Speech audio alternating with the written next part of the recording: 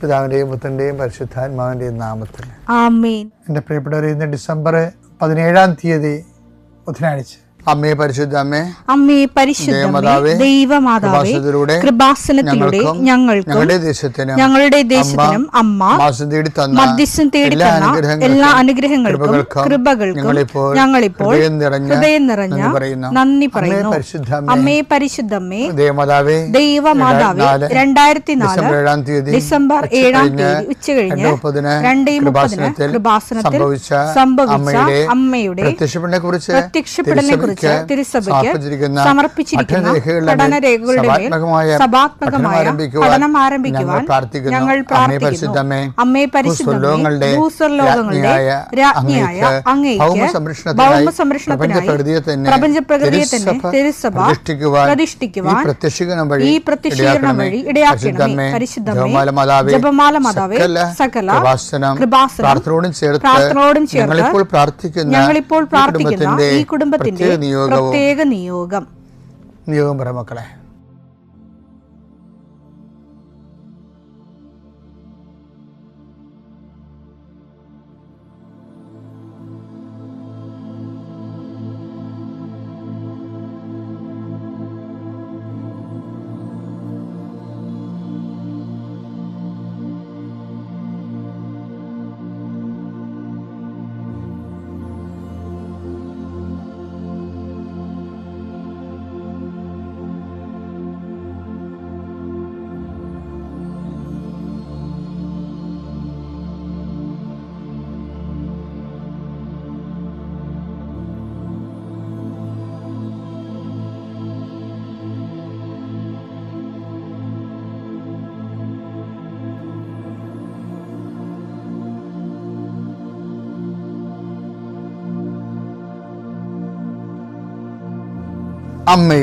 അമ്മയുടെ പ്രത്യക്ഷീകരണത്തിന്റെ ഈ അനുഗ്രഹവേളയിൽ ഞങ്ങൾക്ക് സാധിച്ചു തരുവാൻ കനിയണമേ. ആമേൻ. വിശ്വാസ പ്രമാണം. സർവശക്തനായ പിതാവും ആകാശത്തിന്റെയും ഭൂമിയുടെയും സൃഷ്ടാവുമായ ദൈവത്തിൽ ഞാൻ വിശ്വസിക്കുന്നു. അവിടുത്തെ ഏകപുത്രനും ഞങ്ങളുടെ കർത്താവുമായ ഈശോമിശിഹായിലും ഞാൻ വിശ്വസിക്കുന്നു. ഈ പുത്രൻ പരിശുദ്ധാത്മാവിനാൽ ഗർഭസ്ഥനായി കന്യകാമറിയത്തിൽ നിന്ന് പിറന്ന് പൊന്തിയോസ് പീലാത്തോസിന്റെ കാലത്ത് പീഡകൾ സഹിച്ച് കുരിശിൽ തറയ്ക്കപ്പെട്ട് മരിച്ച് അടക്കപ്പെട്ട് പാതാളങ്ങളിൽ ഇറങ്ങി മരിച്ചവരുടെ ഇടയിൽ നിന്ന് 3-ാം നാൾ ഉയർത്ത് സ്വർഗത്തിലേക്ക് എഴുന്നള്ളി സർവശക്തിയുള്ള പിതാവായ ദൈവത്തിന്റെ വലതുഭാഗത്തിരിക്കുന്നു. അവിടെ നിന്ന് ജീവിക്കുന്നവരെയും മരിച്ചവരെയും വിധിക്കുവാൻ വരുമെന്നും ഞാൻ വിശ്വസിക്കുന്നു. പരിശുദ്ധാത്മാവിലും ഞാൻ വിശ്വസിക്കുന്നു. വിശുദ്ധ കത്തോലിക്കാ സഭയിലും പുണ്യവാന്മാരുടെ ഐക്യത്തിലും പാപങ്ങളുടെ മോചനത്തിലും ശരീരത്തിന്റെ ഉയർപ്പിലും നിത്യമായ ജീവിതത്തിലും ഞാൻ വിശ്വസിക്കുന്നു. ആമേൻ. സുഖസ്ഥനായ ഞങ്ങളുടെ പിതാവേ, അങ്ങയുടെ നാമം പൂജിതമാകണമേ. അങ്ങയുടെ രാജ്യം വരണമേ. അങ്ങയുടെ തിരുമനസ് സ്വർഗത്തിലെ പോലെ ഭൂമിയിലും ആകണമേ. അന്നു വേണ്ടുന്ന ആഹാരം ഇന്ന് ഞങ്ങൾക്ക് തരണമേ. ഞങ്ങളോട് തെറ്റ് ചെയ്യുന്നവരോട് ഞങ്ങൾ ക്ഷമിക്കുന്നത് പോലെ ഞങ്ങളുടെ തെറ്റുകൾ ഞങ്ങളോടും ക്ഷമിക്കണമേ. ഞങ്ങളെ പ്രലോഭനത്തിൽ ഉൾപ്പെടുത്തരുതേ, തിന്മയിൽ ഞങ്ങൾ രക്ഷിക്കണമേ. ആമേൻ. നന്മ നിറഞ്ഞ മറിയമേ, സ്വസ്തി. കർത്താവ് അങ്ങയുടെ കൂടെ സ്ത്രീകളിൽ അങ്ങ് അനുഗ്രഹിക്കപ്പെട്ടവളാകുന്നു. അങ്ങയുടെ ഉദരത്തിൻ ഫലമായി ഈശോ അനുഗ്രഹിക്കപ്പെട്ടവനാകുന്നു. പരിശുദ്ധ മറിയമേ, തമ്പുരാന്റെ അമ്മേ, പാപികളായ ഞങ്ങൾക്ക് വേണ്ടി ഇപ്പോഴും ഞങ്ങളുടെ മരണസമയത്തും തമ്പുരാനോട് അപേക്ഷിക്കണമേ. ആമേൻ. കർത്താവേ, ഈ പ്രഭാതത്തിൽ അങ്ങയുടെ നാമം വിളിച്ച് അപേക്ഷിക്കുന്നു. അങ്ങയുടെ നാമം വിളിച്ച് അപേക്ഷിക്കുന്ന ഒരു മകൻ പോലും ഒരു മകൾ പോലും കർത്താവ് ലജ്ജിക്കാൻ ഇടയാക്കല്ലേ എന്ന് പ്രാർത്ഥിക്കുന്നു. കർത്താവേ, നിന്റെ തിരിച്ചുവരെ ഓർത്തുകൊണ്ട് പ്രാർത്ഥിക്കുന്നു. നിന്റെ തിരുവിലാല മുറിവിനെ ഞങ്ങൾ ഈ പ്രഭാതത്തിൽ കുമ്പിട്ട് ആരാധിച്ചുകൊണ്ട് പ്രാർത്ഥിക്കുന്നു. കർത്താവേ, ഞങ്ങൾക്ക് വേണ്ടി ക്രൂശിക്കപ്പെട്ടവനെ, ഞങ്ങൾക്ക് വേണ്ടി തിരുവിലാൽ മുറിവേറ്റവനെ, കർത്താവേ, ഞങ്ങൾക്ക് വേണ്ടി മുൾക്കട ചൂടിയവനെ, കർത്താവേ, നിന്റെ നാമം വിളിച്ചപേക്ഷിക്കുന്ന ഈ ഭാരപ്പെട്ട മക്കള്, കർത്താവേ, ഇന്ന് ഏറ്റെടുക്കേണ്ട ഉത്തരവാദിത്തങ്ങൾ, അധ്വാനിക്കുന്നതിനും ഭാരം വഹിക്കുന്നതിൻ്റെയൊക്കെ വരിക ഞങ്ങളെ ആശ്വസിപ്പിക്കാൻ നടത്ത കർത്താവേ, നിന്റെ ആശ്വാസം അക്ഷരാർത്ഥത്തിൽ ഈ പ്രാർത്ഥന കൊണ്ട് ഞങ്ങളുടെ മക്കളെ അനുഭവിക്കാൻ ഇടയാക്കണം പ്രാർത്ഥിക്കുന്നു. ഏത് കാര്യത്തിന് വേണ്ടിയാണോ, ഏത് കാര്യത്തിന് വേണ്ടി അങ്ങനെ മക്കൾ ഇപ്പോഴും ഭാരപ്പെട്ടിരിക്കുന്നത്, ആ വിഷയത്തിൽ കർത്താവ് ഇന്ന് രാത്രി 7 മണിക്കുള്ളിൽ ഒരു പരിഹാരം ഉണ്ടാകാൻ വേണ്ടി പ്രാർത്ഥിക്കുന്നു. അത് സാമ്പത്തിക വിഷയമാകാം, കോടതി കേസാകാം, വസ്തു വിൽപ്പനയോ വാങ്ങലോ ആകാം, അല്ലെങ്കിൽ പ്രതീക്ഷിച്ചുകൊണ്ടിരിക്കുന്ന കത്താകാം, അല്ലെങ്കിൽ ഒരു ഇമെയിലാകാം, അല്ലെങ്കിൽ ഒരു അനുവാദമാകാം. എന്താണ് ഈശോ തടഞ്ഞു നിർത്തിയിരിക്കുന്നത്? ആ തടസ്സമെല്ലാം 39 വർഷം ഞാൻ അർപ്പിച്ച കൃപാനയുടെ യോഗ്യതയാൽ കൃപാസ്ഥാനത്താരെ ജീവനോടെ പ്രത്യക്ഷപ്പെട്ട പരിശുദ്ധയുടെ മാധ്യസ്ഥത്തിലെ ഈശോ നാമത്തിൽ മാറിപ്പോകട്ടെ എന്ന് കൽപ്പിക്കുന്നു. രോഗികൾ, പീഡിതരെ, മനപ്രയാസമുള്ളവർ, കുടുംബം തകർന്നുകൊണ്ടിരിക്കുന്നവർ, മക്കളെ ഓർത്ത് വേദി കൊള്ളുന്നവർ, വീടില്ലാത്തവർ, വഴിയില്ലാത്തവർ, കർത്താവ് അവർക്കെല്ലാം കർത്താവേ നിന്റെ സാധ്യത നൽകിയ ഒരു പുതിയ വഴി അവരെ കൊണ്ട് തന്നെ കണ്ടുപിടിക്കുന്നതിന് വേണ്ടി കർത്താവ് നീ അവരെ സഹായിക്കണം പ്രാർത്ഥിക്കുന്നു. സമീപസ്ഥരും വിദൂരസ്ഥരുമായ മക്കളെ, പല മക്കളുടെ ചില ഫോൺ വിളികൾക്ക് ശേഷം, ചില കാര്യങ്ങൾ അറിഞ്ഞതിന് ശേഷം അതുകൊണ്ട് വേദനിക്കുന്ന മാതാപിതാക്കന്മാരുടെ ദുഃഖങ്ങളെ കർത്താവിൻ്റെ ദൃശ്യത്തിലേക്ക് ഏൽപ്പിച്ച് പ്രാർത്ഥിക്കുന്നു. ദൈവമേ, മക്കളില്ലാത്തവരെ, ഗർഭശിശുക്കൾക്ക് വൈകല്യം ഉണ്ടെന്ന് സ്കാനിങ് റിപ്പോർട്ട് വന്നവരെ, അവിടെ വയറിൽ കർത്താവ് നീ ഇപ്പം നിന്റെ തിരുവാർന്ന വലതുകരം വെക്കണമെന്ന് പ്രാർത്ഥിക്കുന്നു. മക്കളില്ലാത്ത ഉദരങ്ങളിൽ കർത്താവ് നിന്റെ കൈകൾ വെച്ചുകൊണ്ട് കർത്താവ് അവർക്ക് കുഞ്ഞുങ്ങളെ നൽകി അനുഗ്രഹിക്കണം പ്രാർത്ഥിക്കുന്നു. പീഡിതരെ, സാമ്പത്തിക ബാധ്യത വിഷമിക്കുന്നവരെ, കേസ് അകപ്പെട്ടിരിക്കുന്നവരെ, ഭീഷണിക്ക് വന്നിരിക്കുന്നവരെ, ഓരോരുത്തരും ഡേറ്റ് പറഞ്ഞതിന് ശേഷം കർത്താവ് അത് പാലിക്കാൻ പറ്റാത്ത രീതിയിൽ വലിയ വിക്ഷോഭങ്ങളിലേക്കും പോകുന്നവർ, അതിൻ്റെ മാനസിക സമ്മർദ്ദം അനുഭവിക്കുന്നവരെ കർത്താവിൻ്റെ കരുണ അവിടെ സാധിക്കുകയും അതിനെല്ലാം അതിജീവിക്കാനുള്ള പുതിയ മാർഗങ്ങളെ കർത്താവ് കണ്ടുപിടിക്കുകയും കർത്താവ് ധൈര്യമായിരിക്കുക ഞാൻ നിന്നോട് കൊണ്ടുവന്ന് അളിച്ച കർത്താവിൻ്റെ സാന്നിധ്യം അനുഭവിക്കാൻ ഇടയാകാൻ കൃപാസ്ഥാനത്താറെ ജീവനോടെ പ്രത്യക്ഷപ്പെട്ട പരിശുദ്ധ അമ്മയുടെ കരങ്ങളിലേക്ക് നിന്റെ കുടുംബത്തെ ഞാൻ ഏൽപ്പിച്ചുകൊണ്ട് പിതാവിൻ്റെയും പുത്രൻ്റെയും പരിശുദ്ധ നാമത്തിൽ നിന്നെ ആശീർവദിക്കുന്നു. എൻ്റെ പ്രിയപ്പെട്ടവരെ, നമ്മൾ നിങ്ങളെപ്പോഴും കേൾക്കുന്ന ഒരു വചനമാണ്. പക്ഷേ കൃപാസനത്തിൽ നിന്ന് അത് പറയുമ്പോൾ അതിന് വേറെ ഒരു ട്വിസ്റ്റിങ് വരും മിക്കവാറും. എന്താ പ്രശ്നം വെച്ചാൽ ഇന്ന് ധ്യാനിപ്പിച്ചപ്പോഴേ നമ്മുടെ ജെറമിയയില്ലേ, ജെറമിയ 2:13 എന്തെന്നാൽ എൻ്റെ ജനം രണ്ട് തിന്മകൾ പ്രവർത്തിച്ചു. ജീവജലത്തിന്റെ ഉറവയായ എന്നെ അവർ ഉപേക്ഷിച്ചു. ജലം സൂക്ഷിക്കാൻ കഴിവില്ലാത്ത പൊട്ടക്കിണറുകൾ കുഴിക്കുകയും ചെയ്തു. ഇത് സാധാരണ ആഭിചാരം, കൂടോത്ര മന്ത്രവാദം, അവർ തന്നെ മറ്റു തരത്തിലുള്ള വിശ്വാസങ്ങൾ, ഇങ്ങനെയൊക്കെയുള്ള കാര്യങ്ങൾ എക്സ്പ്ലെയിൻ ചെയ്യാൻ വേണ്ടിയാണ് ചില ധ്യാനവേദികളിലൊക്കെ നമ്മളിത് കേൾക്കുന്നത്. എപ്പോഴും അത് അതിൻ്റെതായിട്ടുള്ള അർത്ഥങ്ങളാണ്, കാര്യം കുഴപ്പമൊന്നുമില്ല. പക്ഷെ അതല്ല വിഷയം. നമ്മൾ പൊട്ടക്കിണറെ കുഴിക്കുന്നതല്ല പ്രശ്നം. അതായത് ഇതെല്ലാം ഈ നമ്മുടെ ഒന്നാമത്തെ കൽപ്പനയുമായിട്ട് ലിങ്ക്ഡാണ്. ഒന്നാമത്തെ കൽപ്പന എന്താ? പുറപ്പാട് 20:2 അടിമത്തത്തിന്റെ ഭവനമായ ഈജിപ്തിൽ നിന്ന് നിന്നെ പുറത്തു കൊണ്ടുവന്ന ഞാനാണ് നിന്റെ ദൈവമായ കർത്താവ്.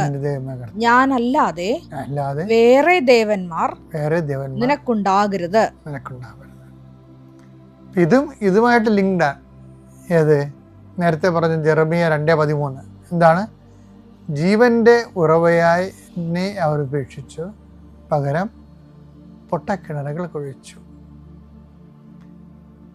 ഇത് ഒരു ജന്മം ധ്യാനിക്കാനുള്ള വിഷയമാണ്. കാര്യം ഇതിനകത്ത് വരുന്ന ഒരു ഏറ്റവും വലിയ പ്രോബ്ലം ഈ പകരം, ദൈവത്തിന് പകരം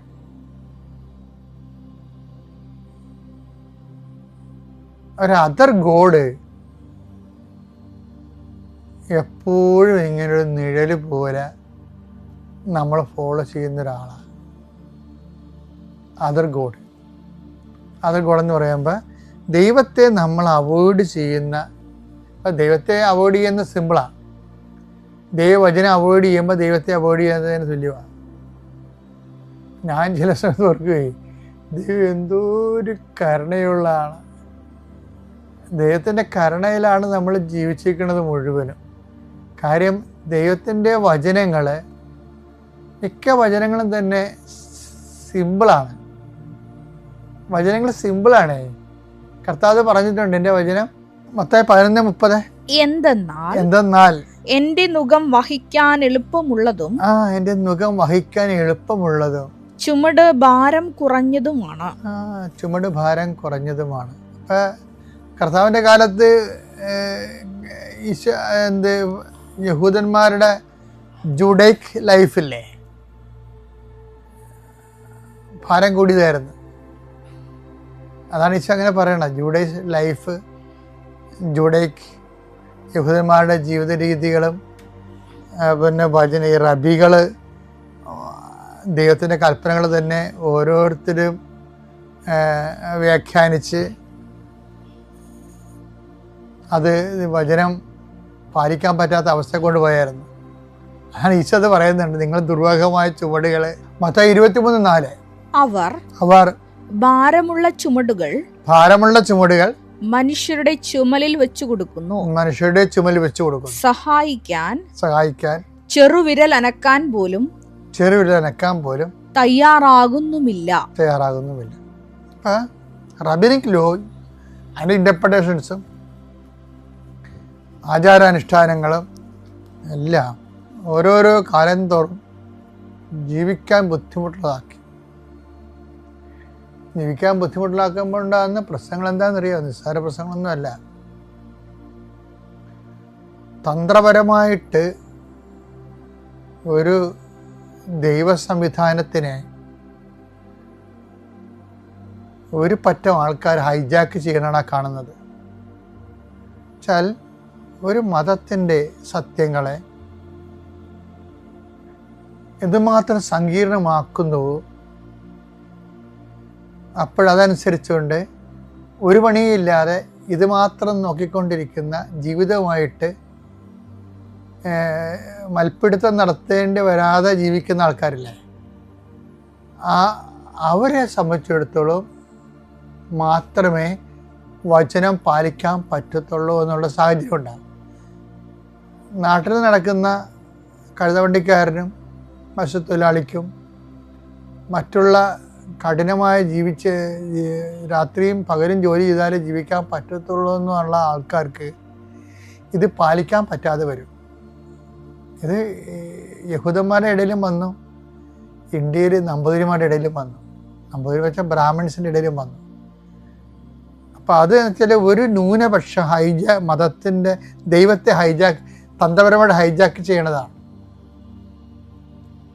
അതിൻ്റെ ഭാഗമായിട്ടാണ് ഈ വലിയ ഭാരം നിയമങ്ങളെ പെരുക്കിയും വ്യാഖ്യാനിച്ചും ജീവിതത്തെ ദൈവത്തെ പ്രാപിക്കണമെങ്കിൽ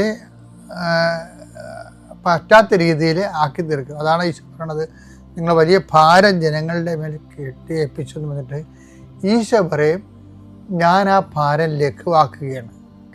ആ ഭാരം ലഘുവാക്കുന്നതല്ല, എൻ്റെ മുഖം മധുരവും ഭാരം ലഘുവുമാണ്. അവിടെ എന്താണ് ഭാരമുള്ളത്? ഒരു ഭാരമില്ല. ഞാൻ നിങ്ങളെ സ്നേഹിച്ച പോലെ നിങ്ങൾ പരസ്പരം സ്നേഹിക്കണം. അപ്പം സ്നേഹിക്കണമെന്നുള്ള ഒറ്റ സംഭവത്തിൽ ഈശോ ഇതെല്ലാം കൊണ്ടുവന്ന് ഒതുക്കും. ഇനി ആരാണ് എൻ്റെ സ്നേഹിതൻ എന്ന് ചോദിച്ചാൽ അപ്പോൾ സമരക്കാരൻ്റെ കഥ കൂടി പറഞ്ഞിട്ട് കർത്താവ് സ്നേഹത്തിൻ്റെ സാർവജനീനത ഏറ്റവും കൂടുതൽ സഹായം ആശകളിലേക്ക് സഹായം എത്തുന്ന രീതിയിലേക്ക് അതിനെ ക്രമീകരിക്കും. സിമ്പിളായിട്ടാണ്. അപ്പോൾ ബേസിക്കായിട്ട് മൗലികമായിട്ട് ഇത് സ്നേഹമാണ്. അതുകൊണ്ട് ഈ മാർപ്പാപ്പമാരൊക്കെ കരുണയെക്കുറിച്ച് പറയുന്നതിൻ്റെ കാരണം ശരിക്കും പറഞ്ഞാൽ സ്നേഹത്തിൻ്റെ തന്നെ ഏറ്റവും ഉദാത്തമായ രൂപമാണ്. കാര്യം സ്നേഹം എന്ന് പറയുമ്പോൾ നമുക്ക് ഈ കരുണയ്ക്കും സ്നേഹത്തിനും തമ്മിലുള്ള ഒരു വ്യത്യാസം എന്ന് പറയുന്നത്, കരുണ നമ്മൾ ഒന്നും പ്രതീക്ഷിക്കാതെ പൂർണ്ണമായിട്ട് അങ്ങോട്ട് കാണിക്കണതാണ്. അതിൻ്റെ അകത്ത് ഒന്നുമില്ല പ്രതീക്ഷിക്കാൻ. ആ ദൈവം നമ്മോട് കാണിച്ചതാണ്. സ്നേഹമാകുമ്പോൾ സ്വാഭാവികമായിട്ട് എൻ്റെ അതൊരു ബയലാറ്റർ, ഒരു റെസിപ്രോക്കലായിട്ടുള്ളൊരു സ്നേഹം കൊടുക്കുന്നവർക്ക് എപ്പോഴും സ്നേഹം കിട്ടണമെന്ന് ഉള്ള ഒരു ആഗ്രഹം അജ്ഞാതമായെങ്കിലും അവബോധ മനസ്സിലെങ്കിലും കാണും. അത് ഒരു മനുഷ്യപ്രകൃതിയാണ്. കരുണയ്ക്ക് അതൊന്നുമില്ല. കാരണം നമ്മൾ അങ്ങോട്ട് കാണിക്കുന്നതാണ്. ഇപ്പം ഞാൻ പറയണത് കുറേശ്ശെയായിട്ട് നമ്മൾ ഇത് എല്ലാവരും മനുഷ്യർക്ക് ചെയ്യുന്നുണ്ട്. പറഞ്ഞ് അവസാനിപ്പിക്കാൻ ഉദ്ദേശിക്കുന്നത്, എൻ്റെ മുഖം മധുരമാണെന്ന് ഈശോ പറയണില്ലേ, ഭാരം ലഘുവാണെന്ന്. അപ്പം ഭാരം ലഘുവാണെന്ന് പറയുമ്പോൾ ഇപ്പം നമുക്ക് മനസ്സിലാവും. ഇപ്പം ലൈറ്റ് വെയിറ്റ് ആയിട്ട് എന്തുമാത്രം സാധനമാണ്. പണ്ടൊക്കെ നമ്മൾ ഇസ്തിരി എടുത്ത് 10 കിലോ ഉള്ള തേപ്പോട്ടിയുടെ അകത്ത് ചിരട്ടക്കല്ല് കൂട്ടി അത് പൊക്കി പിടിച്ച് കുറച്ച് എന്ത് ആയാസത്തിനാണ് തുണി തേക്കണത്. ആ സമയത്ത് ഇപ്പോഴെന്താ പറ്റണത്, ഇപ്പോൾ ഓൺലൈനിൽ മേടിക്കുന്ന തേപ്പൊട്ടി കൊണ്ട് ചുമ്മാ ഇങ്ങനെ ചൂട് അഴയിലിട്ട് തേച്ചുകളെ. അപ്പം ഭാരം ലഘുവായി, സിമ്പിളായി, ലൈറ്റ് വെയിറ്റായി. അപ്പം ലൈറ്റ് വെയിറ്റ് ഇപ്പം പറഞ്ഞാൽ മനസ്സിലാകത്ത ശരിക്കും.